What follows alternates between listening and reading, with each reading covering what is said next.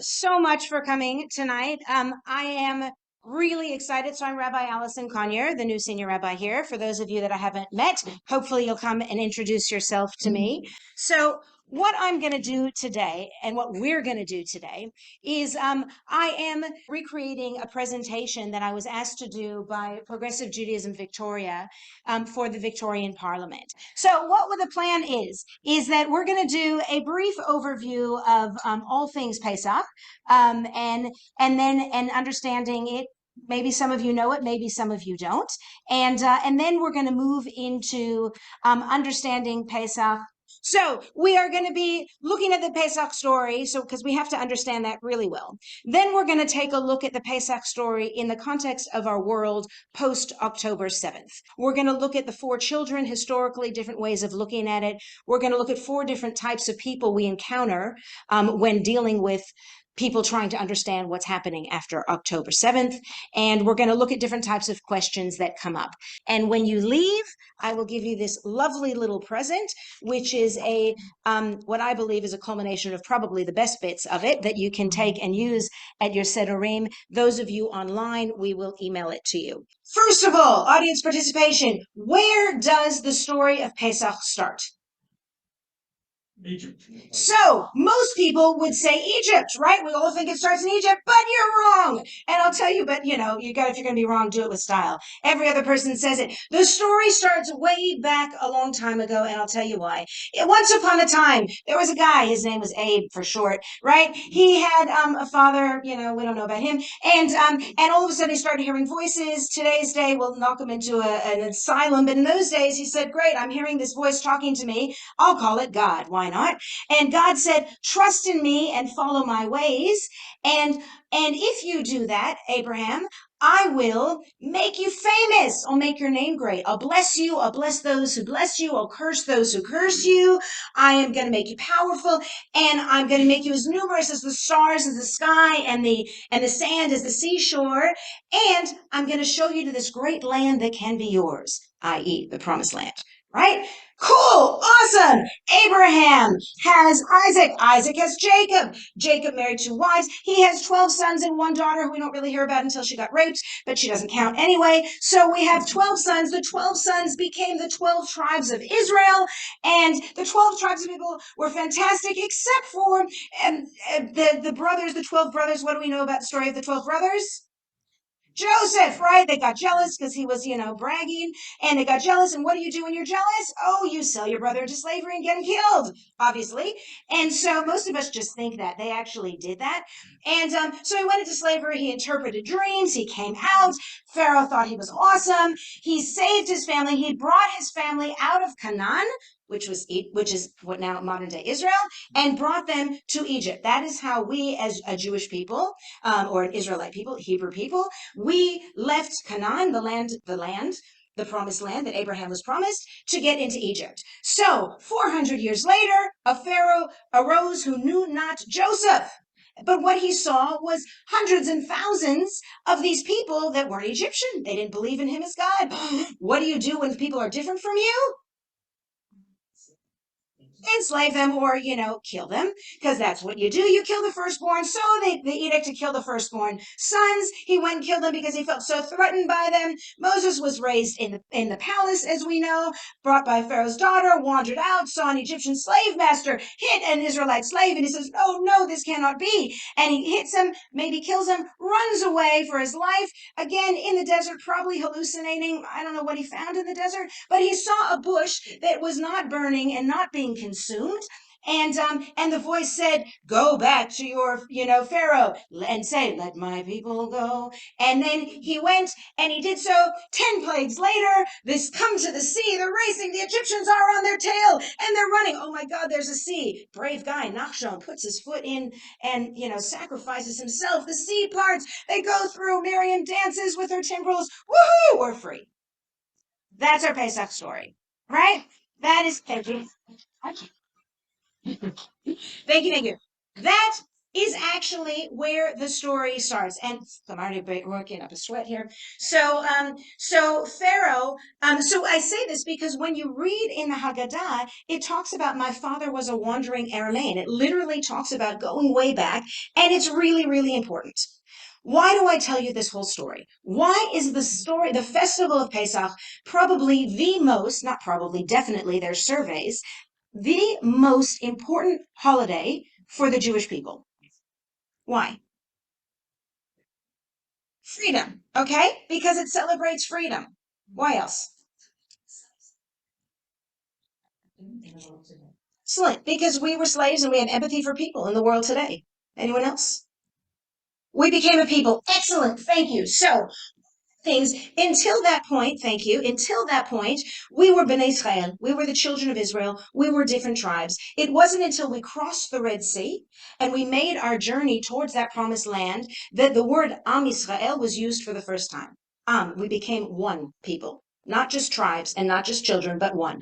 So it forged our Jewish identity. It is literally, it is the most commonly used phrase in the entire Torah, Yetziat Mitzrayim, the Exodus from Egypt, right? It is what defines our identity. Why does it define our identity? Because it's the first time we became one people.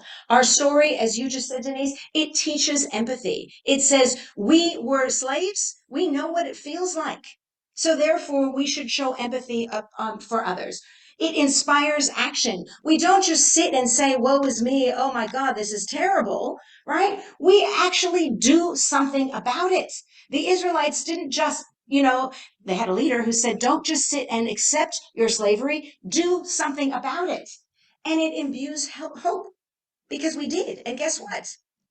We crossed the sea and made it, right? So this is why our story is so incredibly important. Okay, so how do we tell our story? One of the most amazing things about the Pesach Seder is that it is all about ritual. Ironically, our forefathers, I would say and mothers, but it was really the forefathers of the Reform movement, decided that ritual wasn't important, that we were spiritually elevated and intellectually enough aware that we didn't need to have the rituals to remember things. But I'll tell you what, we were wrong.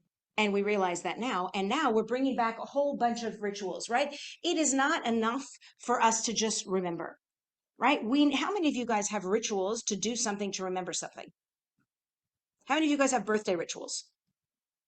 Right? So we all have birthday rituals. It's special. We know we look forward to it every day. We do something. We touch the mezuzah, right? When we go inside our house and we go outside of our house, in theory, to remember to keep the teachings of Judaism in our heart when we talk to our family and our loved ones, and when we go out into the world, into school, into work, and whatever, right? We do that ritual. We should remember that all the time, but sometimes touching the mezuzah helps remind us. The ritual is broken up into 15 parts. We in the progressive movement are notorious for making things shorter and skipping over the good bits, probably because we find it incredibly boring because we don't know what it means, because it's usually done in a language we don't understand. But if you look at the 15 parts of the Seder, they are so rich with ritual. Each and every one of them adds meaning to not just the story, understanding the story, and adds layers of different ways using our senses to understand the story, but it also connects us to what's happening in our internal worlds, literally in our minds and our hearts and our world, and in our world today, our broader society. The rituals help us connect if we understand them and use them the way they were aimed to be done. So the Haggadah is the telling of the story. The other thing we do is we create the way we tell the story is kind of fun. How many of you guys have a fun Pesach ritual in your family? Yeah, what do you do? Tell me about your fun Pesach ritual. I am now. Beautiful. The little kids act out the story. Fantastic. What else does someone do? Examples of the 10 plagues. You have example on the table? Ping pong balls for hail. Yeah. Do you have like red blood dye in yeah? Okay. Locusts, like a little bug thing. The little plastic glass. Okay. We used to do leapfrog over there, like for the frogs and everything. What else? Yep. Nice. You have the plagues in a mass. Fantastic. Fantastic. Yeah. Nice. Manishna in different accents and languages. Fabulous. Fabulous. Right. So we bring ritual to life. And the way we do it, it's kind of fun, right? We make it fun. The story is about slavery and freedom, but we make it fun. And it reminds us that an amazing Jewish value is finding moments of joy within moments of sorrow. Just as in a wedding, we break the glass in moments of our greatest joy, we remember our greatest sorrow. It reminds us that life is balanced, that nothing is all good or all bad, that even in the worst of circumstances, we can find joy. And anyone, if you take a look at the Shoah, one of the most inspiring things in the world is take a look at the poetry and the humor and the artwork that comes out, the creativity and the joy and the music that was developed even in literally the worst circumstances, because we are a people who creates joy amidst pain. We consciously choose to do that. And then we also make it modern, because if something is just historical, and I apologize to all of you historians in the room, this Sue here should kill me. No, okay. It's if there, what is the point of history unless it informs our present and our future? Right? That's my philosophy. Like, no wonder why people are leaving Judaism, because if it's just something that was done a long time ago or reminded us of something a long time ago, why do it? It's ridiculous. Just because we have to keep tradition alive, not good enough. It's not good enough to keep people there. Until they can find a way to make it relevant, they're gonna lose it because it's not good enough. Some people might feel the obligation, but most don't. It needs to be meaningful now. Okay, so the Seder plate. Did we skip one? Right. Yeah, okay. So the different items on the Seder plate. Actually, I'm going to say there's four different ways to tell the story. So one is explaining the symbols on the Seder plate. So the zroah, the shank bone, we know is, someone once told me something. I don't know about you, Rabbi, but I literally never put it together. The zroah means, it's your arm. And they said it's the outstretched arm. And I never, ever put that together. God took us out of Egypt with an outstretched arm. And so, that could be one. I never actually heard that and thought that, but it's a good thing. It's the same language. But zroah, what does it remind us of? Possibly it's one of the sacrifices, but more so blood. Somebody says that, right? You put the blood, you took the shank bone and you literally used it to mark the doorpost of your house, so the angel of death would pass over. Hence our English name for the festival, will pass over the Israelite homes and spare them. And so that's why we remember Zroah. It reminds us of that. We have the parsley or karpas or any green vegetable or any vegetable. It reminds us that it's Chag HaAviv, it's the spring festival, and it's a time of rebirth. So it's another name of the harvest root to it. We have maror. Maror is the bitter herbs. It reminds us of, slavery is not so fun. Right? The bitterness of slavery. The choroset, right? You always have to have bitter and sweet. It reminds us of, what does it remind us of? Right, the cement, the mortar that we use, not to build the pyramids, but to build the cities. And it's also sweet. So we have those two different things. Kazeret is this annoys me every time I see this. I need to change the image because this is iceberg lettuce. It should not be iceberg lettuce. It should be like rocket or really bitter lettuce, because it's another form of a bitter herb that the rabbis added later to have the Hillel sandwich, because you're supposed to dip twice and you have two different types of bitter herbs. And it also reminds us that bitterness is layered. Right? There are different layers in which we experience pain and bitterness. And so it reminds us it's not just one size fits all. And the beitzah, the egg, is a chagigah. It reminds us of the Pesach sacrifice, but it also, what does it remind us of? Life and rebirth, the birth of the Jewish people, right? This is, literally came forth. I mean, you can't get any more coming through the waters. Like it's, as I just did the women's Seder, but like you're coming through the waters and you're born as a people. So that is another memory of or a meaning of the Beit Sam. So there are four, and the number four is really significant. Four ways to tell the story. We explain the symbols on the Seder plate. 4 cups of wine, 4 children, 4 questions. The 4 cups of wine. Right? They're all related to the 4 the four promises that God will redeem us. What does the word redemption mean? Buying back, right? So thank you for giving a non-religious answer to that, because it's important to explain this, right? A lot of people say salvation, right? So when we think of redemption in a Jewish context, we often think that, but the word redemption, or to redeem something, it's like an IOU. You promised me this, I'm getting it back. You're redeeming something, right? Remember I told you the story? Where does the story start? What does the story start? So what are we getting back? What are we redeeming? Thank you. The promise. God, you told us you were going to protect us. You told us we're going to numerous. You told us we're going to have this land and we're sitting living in Egypt. No, right? So this is redemption. So how is God going to redeem us? Does someone want to read that? In English, probably. Say therefore, can you see it? Someone be brave, just call Say it. therefore to the Israelite people, I am Adonai. I will free you from the labors of the Egyptians and deliver you from their bondage. I will redeem you with an outstretched arm and through extraordinary chastisements. And I will take you to be my people, and I will be your God, and you shall know that I, Adonai, am your God. Freed from, sorry, you're there. I can't see you. Oh, sorry. Who freed you from the bondage of the Egyptians. Thank you.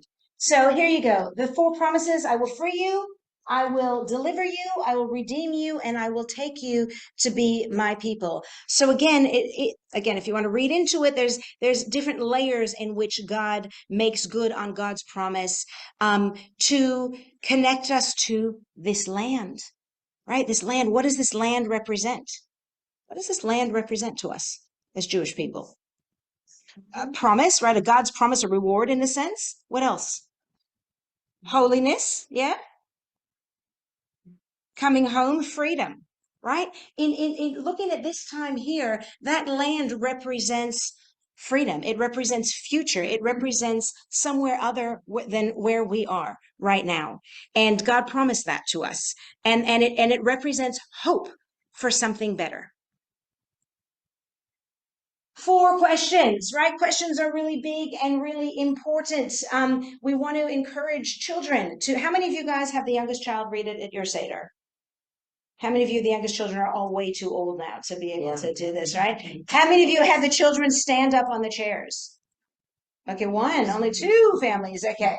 Any other? My first women's Seder I ever did 10 years ago. We had the oldest woman in the room read it because she wasn't ever able to do it, which is kind of fun. Or different people doing this. But okay, the 4 different questions. Ready?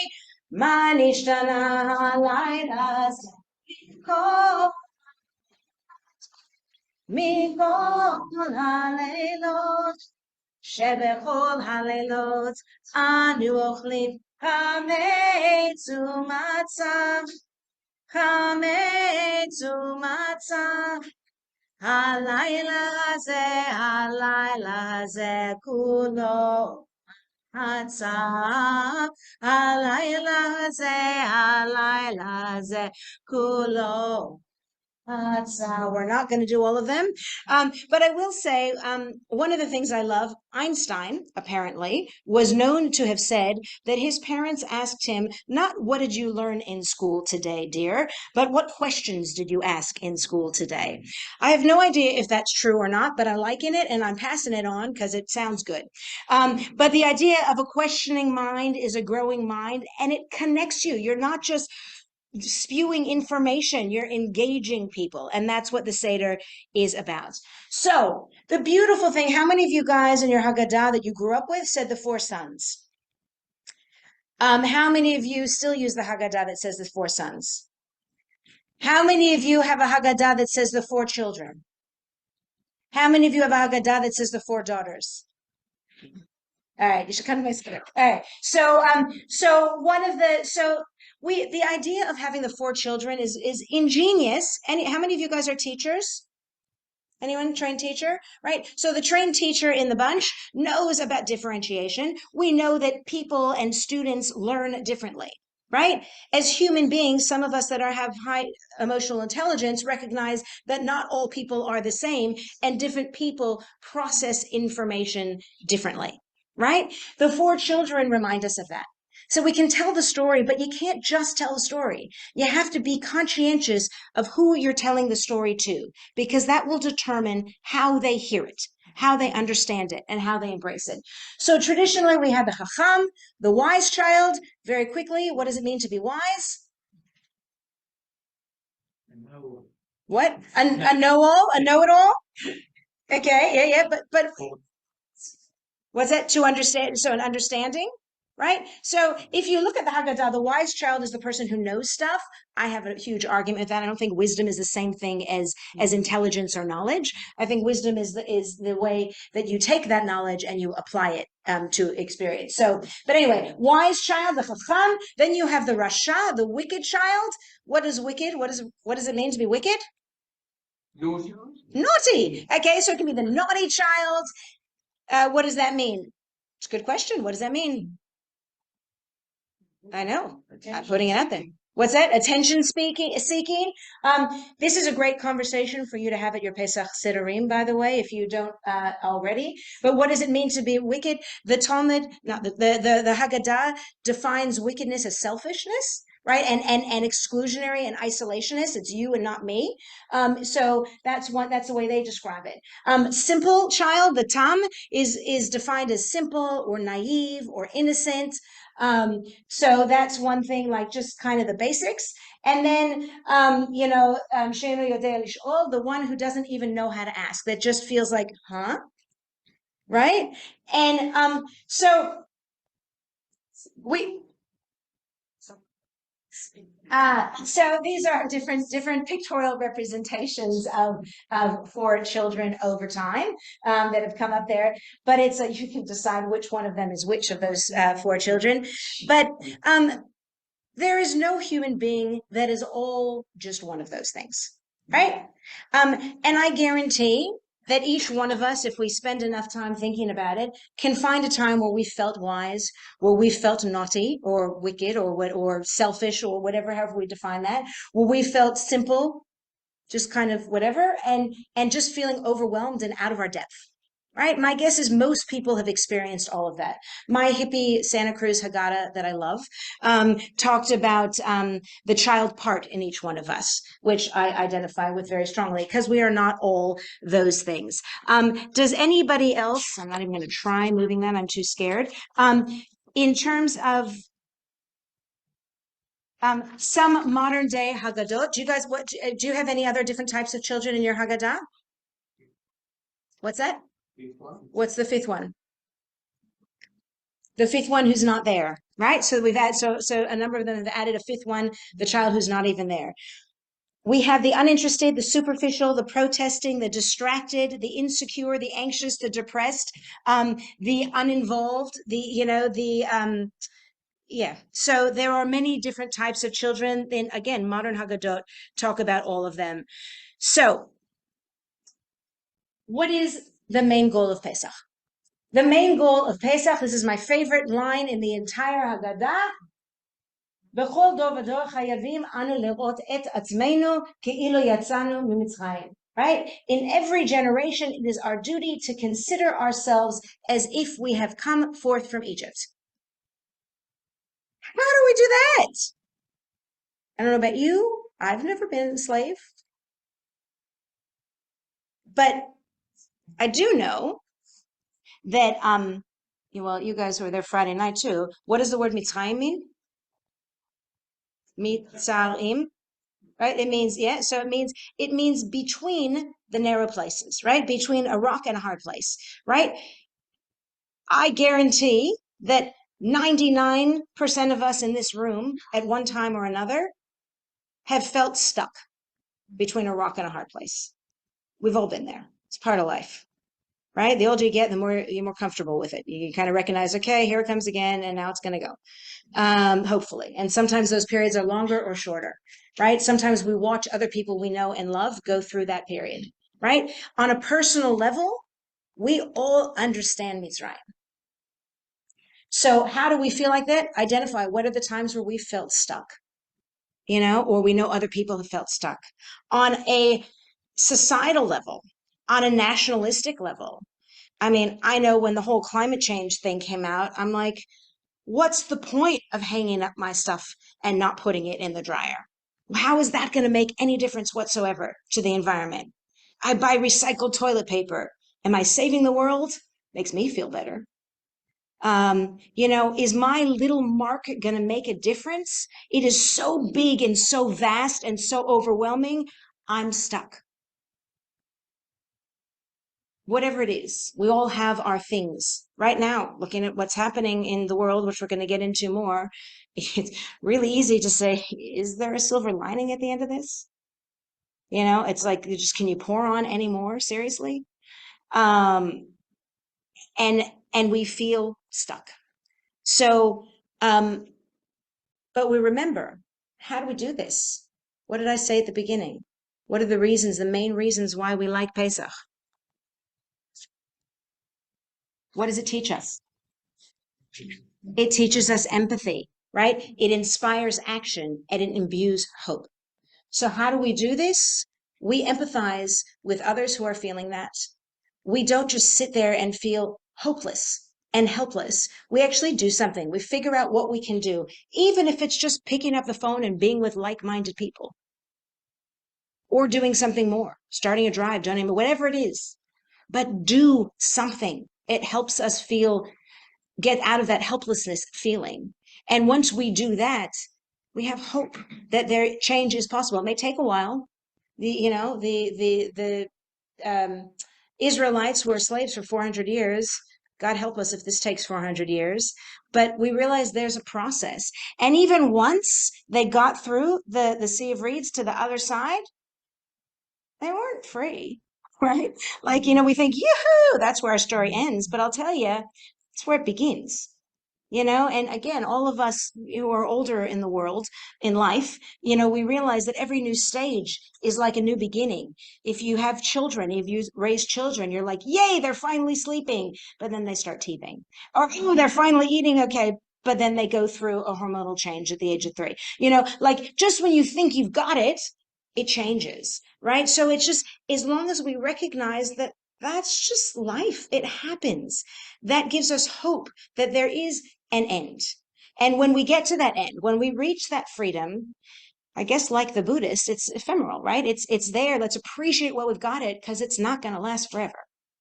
So let's appreciate it. What can we take and learn from it, right? This is what our Pesach story reminds us of. So Pesach then and now, what can we learn, right? Fear of difference. Pharaoh was afraid of the Israelites because there were so many of them and they did things differently. Think about today's world, right? So many people, you do things differently.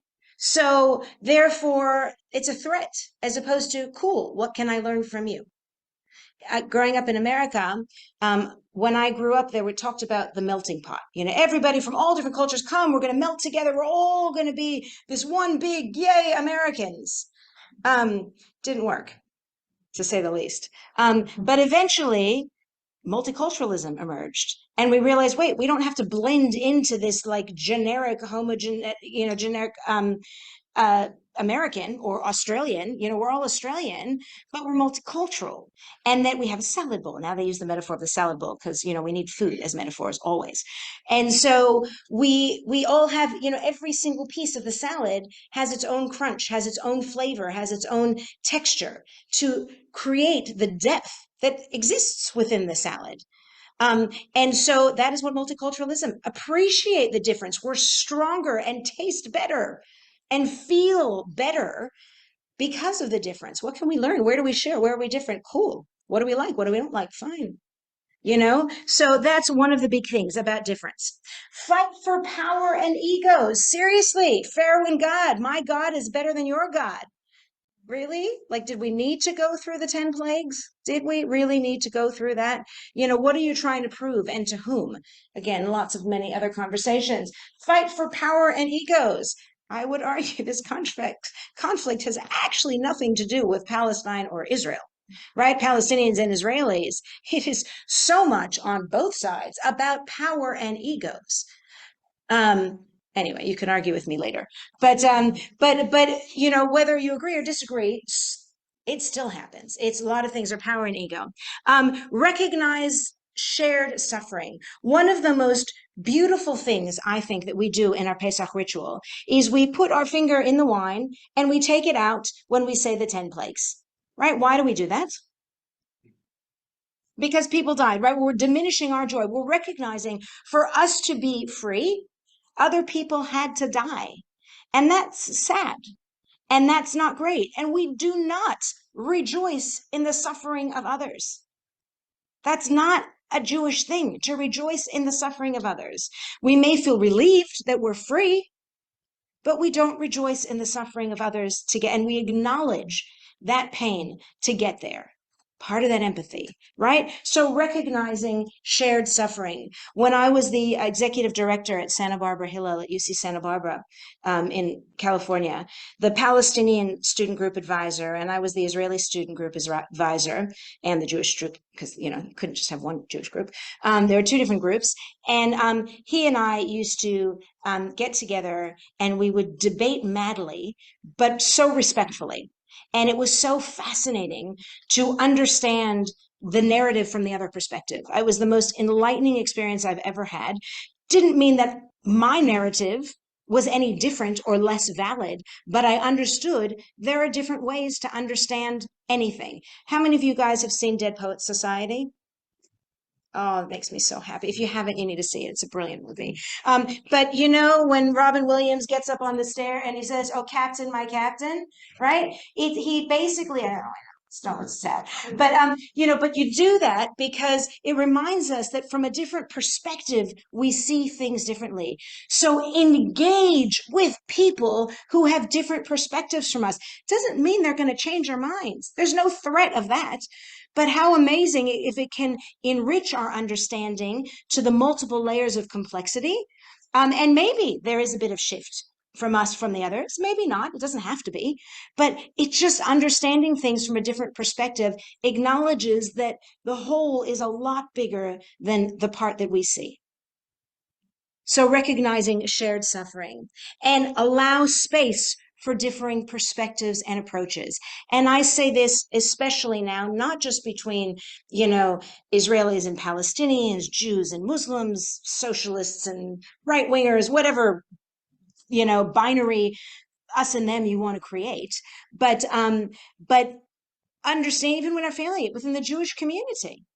I sit and speak to people on all sides of the Jewish community that feel shut down and shut up when they try to express their point of view that may differ from mainstream. They feel like it's not valid. I had a lot of young people. This one 19-year-old or 20-year-old came to me, and he's part of the socialist group on campus, and he said, what did he say to me? He said that he wasn't welcome. And he said the minute he started to criticize what Israel was doing, he was accused of being a non-Zionist and not loving his country, not loving the Jewish homeland. And he was so angry. And he said, no, he says, I do this because I love my Jewish country, because I love the Jewish homeland, because I believe that our homeland is supposed to be an or l'goyim, a light unto the nations. And I don't think that this government is doing the right thing. It's his opinion. Right or wrong, agree or disagree. Everyone has a right to their opinion, but to judge them and shut them out as not caring, it's problematic. I mean, and don't get me wrong, there are plenty of Jews that really don't care and think that Israel doesn't have a right to exist, but understand the nuances, even within our own community and within the outsider community and the critiques that they have. And we're going to get to that in a minute. Okay, here we go. You guys ready? Why is this year different from all other times? Right? So we know that anti-Semitism is the longest hatred. There's a miniseries called The Longest Hatred. That's how we know it. Right? It's been around since, for donkey's years. What makes this different? What do you think? What makes it different? What's that? Hostages aren't free. Israel is not. Okay, the hostages aren't free. There have been hostages before. Anti-Semites have come out of the woodwork. The anti-Semitism, there's like unabashed, unhidden anti-Semitism, right? Gentleman's Agreement, another really good movie to watch, really old movie, but amazing, about a reporter going undercover, thinking there's no such thing as anti-Semitism, but, scratch beneath the surface and you find it. Yeah.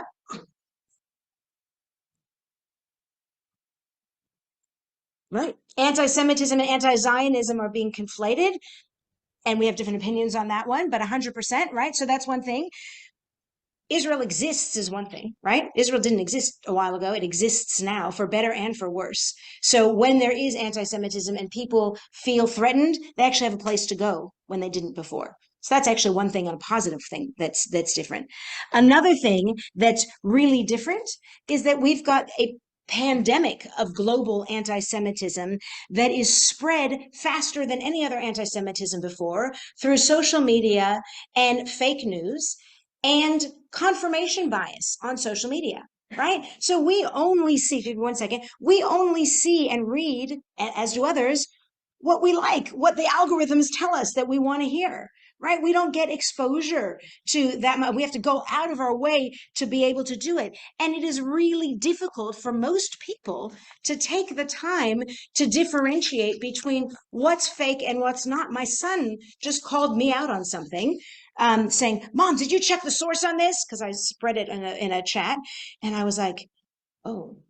And I realized I didn't. I mean, I had a verbal confirmation of something, so I trusted that verbal confirmation, but I didn't fact check it. Relief, I found out it was not fake news. So I felt good, but it was like, good point. Like, who's got the time to check everything? Sorry, what were you going to say? It's time, because anti-Semitism is coming from the ground. It's not being imposed through government. Excellent. So now huge.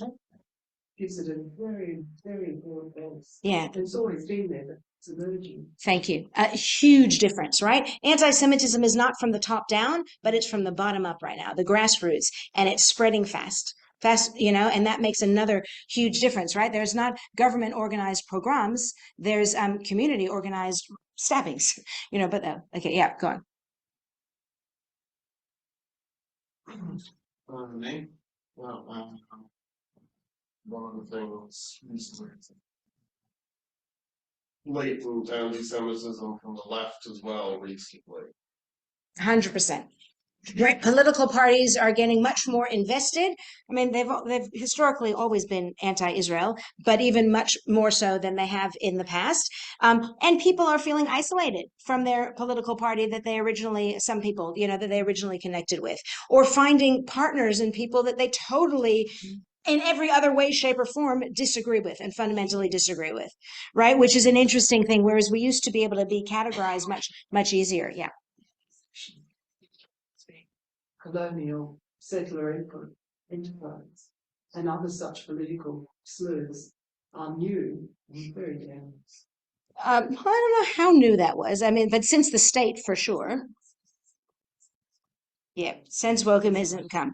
One, I was going to share it later, but I'll share it now. One university student who I know shared that at his Melbourne University, of which I will not mention, was enrolled in some political class. And literally, I joke not, the title of the course was Colonial Settlerism and the Israeli Genocide in Gaza. That is the title of the course that is being taught at a Melbourne University, and that in the lecture by the professor was talking about how Israel lied about babies being killed on October 7th.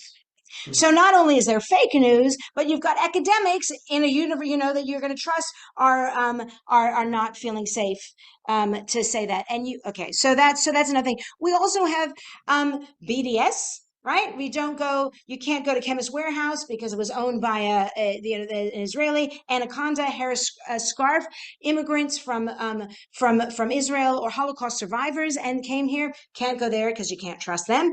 BDS products are being taken off the shelves because they're being made in Israel, right? That's another thing that's going on. Cancel culture never existed before, right? And I do find it's going both ways. Interestingly enough, I had a situation, the reverse, in our community where somebody said I couldn't talk about someone because they said something against Israel. And I'm like, yeah, but they did so many other amazing things. So does that mean can't we just disagree with them on that and actually acknowledge the other unbelievable things that this person did. No, you can't do that. I'm like, well, now we're guilty of cancel culture. But Israelis are being, or Jews are. A friend of mine was at some music concert somewhere, festival, and there was, one Israeli singer was told that they couldn't play. You have in Brisbane there was a physicist that was supposed to give a lecture. He was told he couldn't play. Right? Cancel culture is everywhere. Why? It doesn't matter if they agree or disagree with their government. Just by virtue of the fact that they're Israeli, they can't do this, right? And not only, sorry, Jenny, not only in the in big things like this, but literally this week I just heard of in primary school a kid who was canceled, literally taken off all the WhatsApp groups and all the chats, not invited to birthday parties because she was Jewish. In primary school. Kids in high school will tell me stories about literally being assaulted, or about, not kids obviously in the Jewish thing, and not kids that probably live so much in this area, though some do, but kids that I know that live a little bit further out. They're afraid to wear anything. They're afraid to say something. They're afraid their teachers are, then the teachers are making fun of them and including all of that stuff. That's happening here, right? It's not just over there. So cancel culture is another thing. Yeah, Jenny, what were you going to say?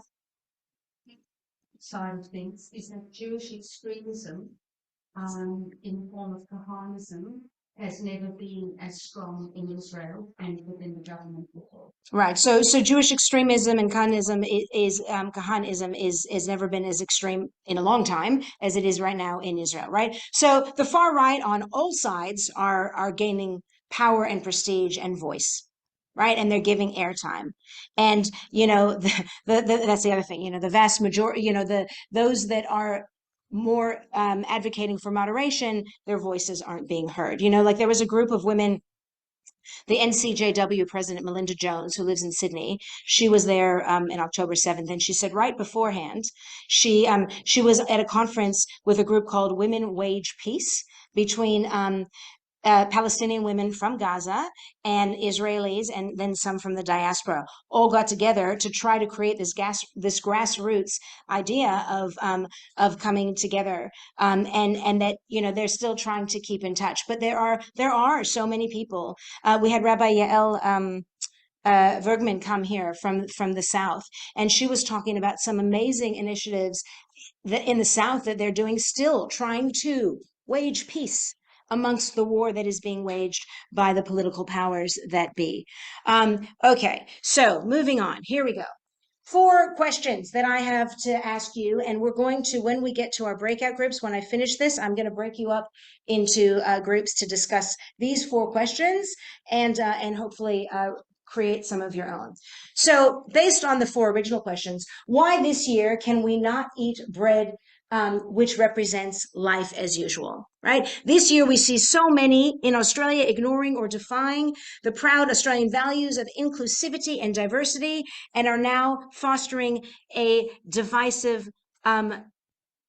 society in Israel, right? So many Jews here in Melbourne don't feel safe going out. I mean, after what happened in Sydney this weekend, that's also, even though it wasn't an anti-Semitic event, still people are afraid. They just automatically assume that. They're afraid to wear their Magen David, or afraid to wear their kippot, or they're afraid that they're going to be attacked. And, in the workplace, they're afraid to speak up if people are saying something that makes them uncomfortable because they don't want to be canceled or isolated, right? Uni students, another story. I'm sorry, I just got a lot of uni stories. Ashley, you probably have more than I do. But but on campus, when it was last year when there was Worldwide Antifada Day, and there were all these things put around the university campuses. A Jewish student who wore a kippah went and said to the campus security, "I don't feel safe. I don't feel safe at this school with this. What are you doing about it?" And the security guard says, "Oh, maybe you should see a psychologist about that." Well, that makes you feel much more safe. It's all in your head, kid, right? And it's just like, people are feeling that their lives don't matter, or when they're being taken away, when the Palestinian protests are difficult. Okay, never mind. Right. So that's I'll tell you that story. Okay. Yeah. Okay. Moving on to the next one. Oh, I know. This year, many in our community have retreated or removed themselves from their regular lifestyles and have no longer feel safe, wanted, and far too many have been canceled. I just spoke about that. Okay. So the second one, why this year is there so much bitterness and sadness and grief in our society? This year, we see friends and family pitted against each other, not just the other side, right? Living with broken trust, disappointment, and lack of support.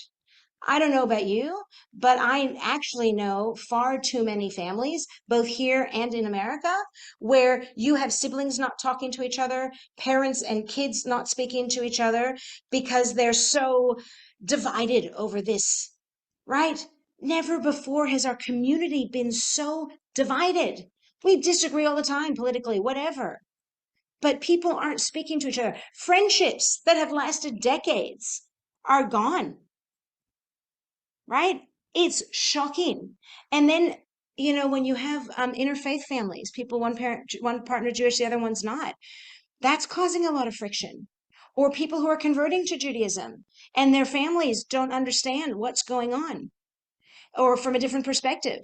And it is causing, it's this binary. It's you're either with me or you're against me. Where's the nuance? Come on. We're smart people. What, go gender non-binary. Why can't the rest of the world be non-binary, right? Why do we have to have just one or the other? It's not just right or wrong. There are so many layers, right? We do best to recognize that and help others try to do that. This year, cancel culture against Jews in Israel perpetuates one minority group being singled out to feel unsafe, devalued, and in danger, right? It's like this worldwide, we're picking on you. I think to myself, to that, when COVID broke out, there was definitely, anti-Chinese sentiment. With the war in Ukraine, there was a bit of anti-Russian sentiment, but nothing like this, like nothing. So what's going on? You're with me or you're against me. We're looking at this, right? It's a long-term complex problem. I went to this Me Too and Yet Unless You're a Jew protest in Sydney. I know they had one in Melbourne. I missed it. And this issue of silencing, like, why do Jewish women, Israeli women not count? Like, why do you just forget them? Like, you can hate everything Israel's doing, but when did we ever ignore the victims, right? We, as an Australian culture, have been very much against various governmental regimes. Go for your life. But that never stopped us from acknowledging the victims. Criticize the government, but acknowledge the victims. It was shocking, right? And what message does that send to women, Jewish women, here in Melbourne and around the world who have been raped, who have been molested, who have been harassed? You don't count. Why bother speaking up? You're making it up. It's bad enough being a woman anyway. But kal v'chomer, all the more so, you've just had an international message slapped in the face, right? And again, layers of complexity. Be aware of our surroundings, right? How this impacts people around us. Why this year are there two types of sadness, right? Why, this is my frustration, why is the bitterness of the Hamas atrocities being ignored or denied? Go ahead, criticize Israel. But why do you have to ignore what Hamas did? And not only that, another thing that annoys me so much, I blame our Jewish community as much as I blame the international community. We're focusing on the hostages and we're focusing on the supernova concert and what happened, which is terrible. But we're actually ignoring the hundreds of rockets even before Iran attacked, right? And the hundreds of thousands of Israelis that are displaced, right? I wrote something early on in the conflict. I don't like to play the numbers game, right? Any life is too much on either side of the conflict, right? The destruction in Gaza, not to be ignored, right? And I guarantee there are innocent Gazans. There are also non-innocent Gazans that are harboring terrorists, and there are terrorists, but there are innocent people that are being killed. There are also innocent Israelis who are being killed, who are also displaced. Okay, so maybe not as many. So should Israel be harmed because we have the Iron Dome? right? It blows my mind. So it's my own bitterness, right? Why are the atrocities being ignored or denied? Why are Jews in Australia and around the world unable to rest until the hostages are returned, right? Why is it such a big deal to us? When I say to people when they they say that, it's like, how would you feel if someone came into your home and took your children or your partner or your grandparents and and disappeared? Would you be able to just say, okay, forget about it? I said, Israelis, Jews, we're one people. I'm Israel. Remember the story of Pesach? We are one people. It's our family, whether we know them or not. And in fact, it is actually quite extraordinary to me how many people here in Melbourne actually know people who have died or have been held hostage or are still being held hostage or who are serving in the army. Like a crazy percentage. Like, it's personal. It's not just something that's happening in another country. It's never been more personal. And so we can't rest because it's our family and nobody else is looking after them. So we have an obligation to. The fourth question: why this year can we not recline or relax? We must be vigilant. We're grief stricken. We're uncertain about what the future will bring. Never again is now. There's a Christian group. That's the name of it. Never Again is Now. Actually, the guy he actually came to my Parliament presentation, actually, because he's looking at doing a rally here in Melbourne. They did it in Sydney.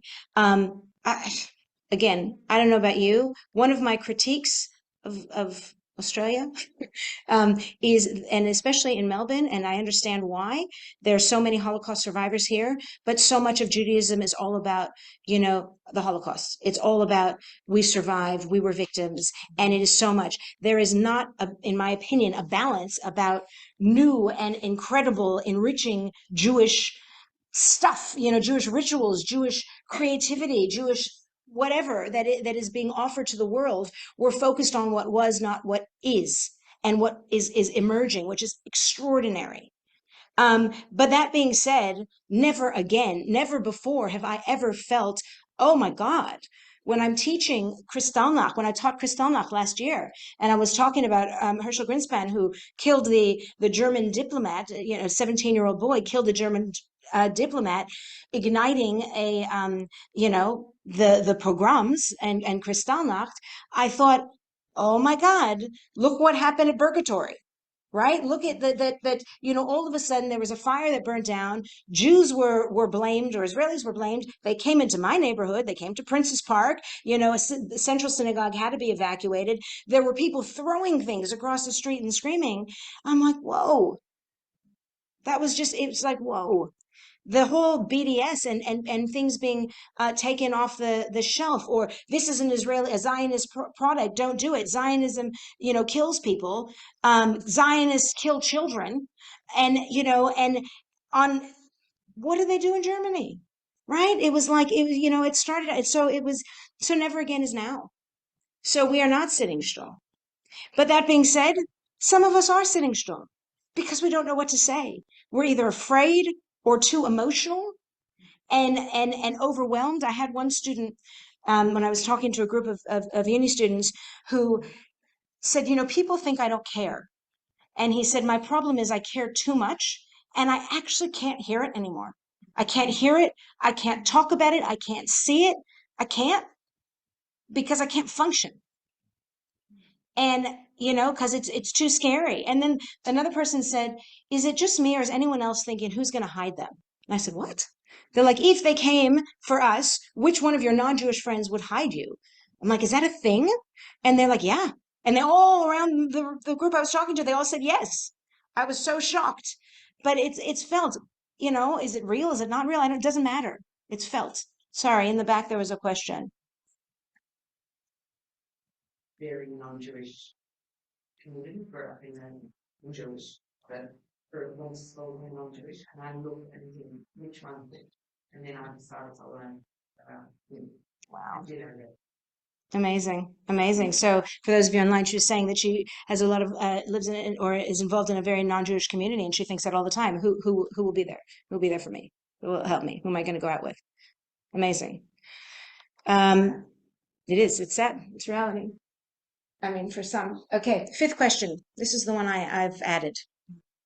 How can we work together to demonstrate compassion and to provide support for two peoples who are hurting without negating the value of one over the other?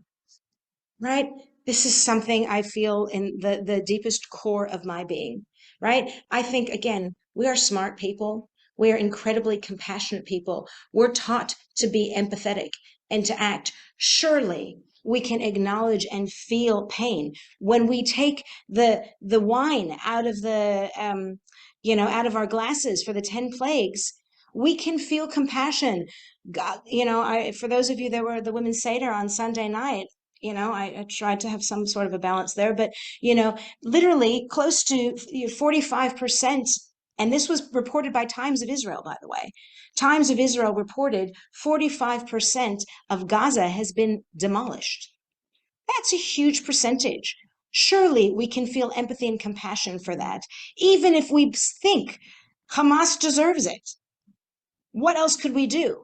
We can hold both of those two conflicting values. We may not think that, but we may. But we can feel compassion. Just as I believe we can feel compassion, both Jews and non-Jews, who say, well, Israel started it. Israel is oppressing the Palestinians. What do you expect?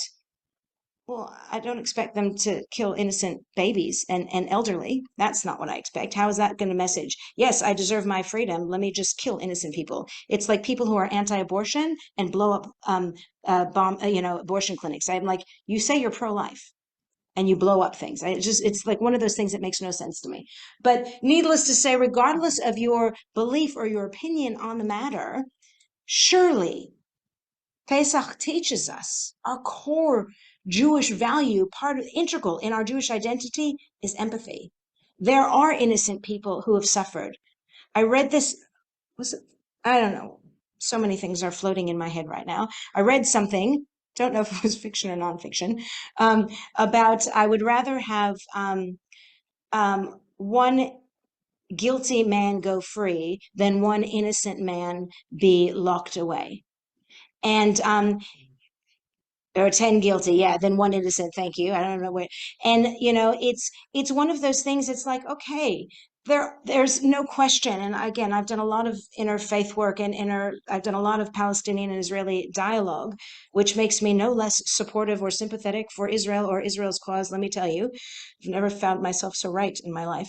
But one of the things that I have learned is compassion. That even though my Palestinian people that I used to engage with, I don't anymore, but those that I engaged with would say to me when they were children, they grew up with songs of war and hate and anger.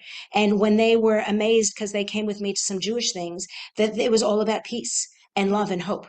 And they're like, they never recognized the difference until that came out. If anyone has gone to the protests that we have, in solidarity for Israel, it's all been about sorrow over the hostages, the injustices, the pain. It hasn't been anger, kill all the Palestinians. Now, don't get me wrong. We have our kahanas that are out there doing that, but that's fringe. Right? No matter whether you're right or left, everybody right now is melting more together. But we want to save the hostages. We want a resolution to the conflict. But, I just signed my name to a statement to say to Penny Wong that, if 100% we want a two-state solution, but how can you ask us to negotiate with, first of all, there is no other party on the other side, number one. And number two, if there were, how do we negotiate without the international community acknowledging the war crimes committed by Hamas? And saying and valuing that you can use whatever. I did speak to a Palestinian recently who compared what Israel's doing to what Hamas did, had a little bit issues with that, but needless to say, there's still compassion. There are people who are doing the wrong thing, and there are people that are stuck in the middle. How many? I don't care. Right? 1 versus 10 innocent people. We should show compassion. How do we do that? How can we advocate for Israelis without condemning Palestinians? How can we advocate for Palestinians without denying Israel's cause? Okay, here we go. 4 types of people responding to the current crisis. First one is the compassionate, those who can demonstrate compassion for all people who have been and are continuing to be harmed after October 7th. I was really excited with my changes here. Hateful, those who see, hear, and read only what supports their one-sided viewpoint without consideration of an alternative narrative, those whose goal is to spread hatred and wreak vengeance.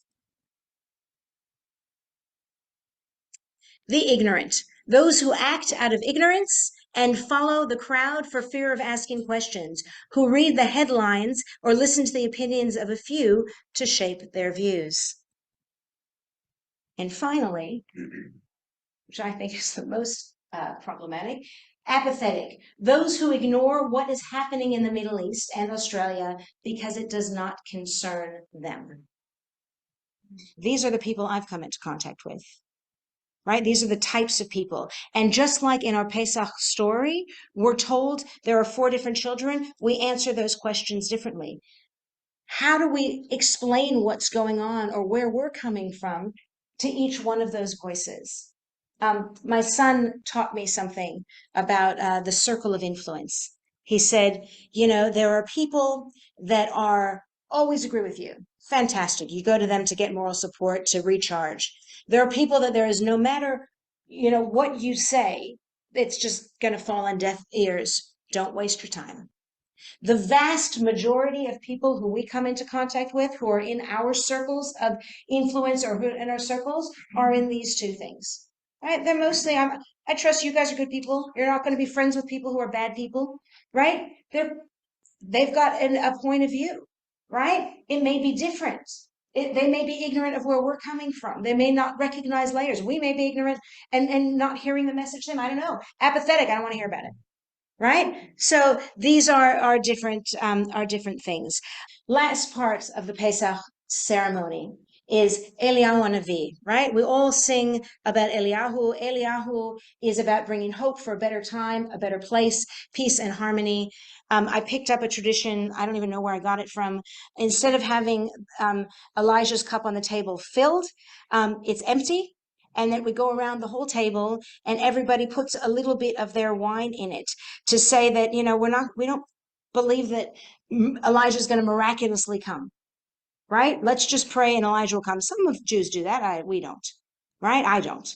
And so we believe that the Mashiach, a better world, a better place, will only come if we act and we do something about it. And so we put a little bit in. So we take out to show compassion. We put in to show action. We open the door to the wider community as well. Okay. Second to last slide, or maybe the last one, right? Israel in the place of the Jew. How do we explain this to people? What Israel means to us, right? So first of all, looking at our Pesach story, Israel, the promised land, represents freedom. It represents freedom from oppression, freedom from hatred, from anti-Semitism, from stereotypes. We will be accepted there.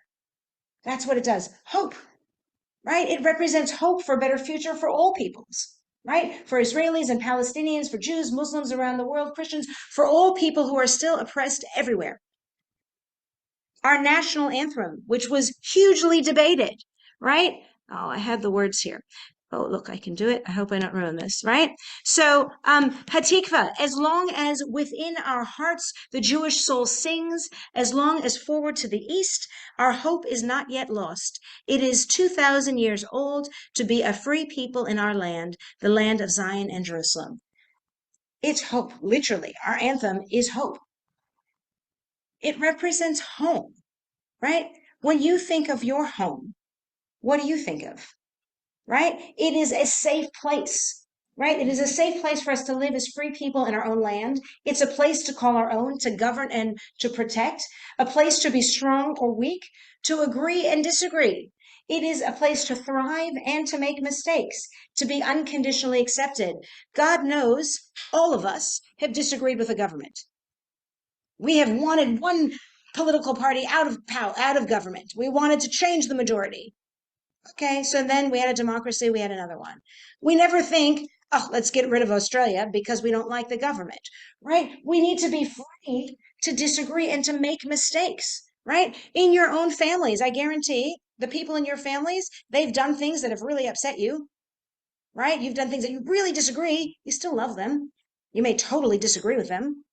You may be resentful, you may not speak for decades, but hopefully you'll find a space. That's home. It's supposed to be a safe space to act out.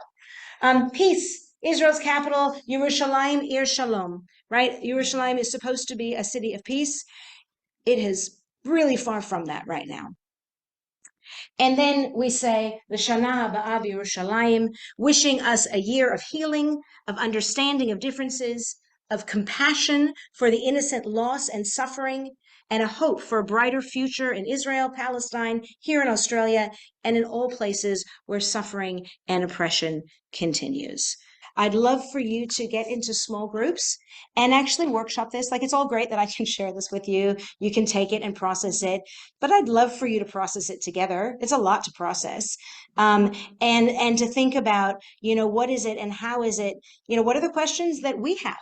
What are the questions that we've been asked? What are the different types of people we come into encounter with? Brainstorm with your group. How do I respond to this? What do I do? That's what I want to do. I want us to go away with something tachlis to take away for those who are willing. So thank you all very much for joining me today. It was really great. Happy to have some questions. We're sharing really deep introduction to the Seder and to Pesach as a festival, but most importantly to Pesach as it stands for us this year. Mm-hmm. Every year Pesach is different. We do the same things, but they always come out looking differently because every year we're in a different context. And you've helped us to really appreciate the context we're in today. So thank you very much. Thank you.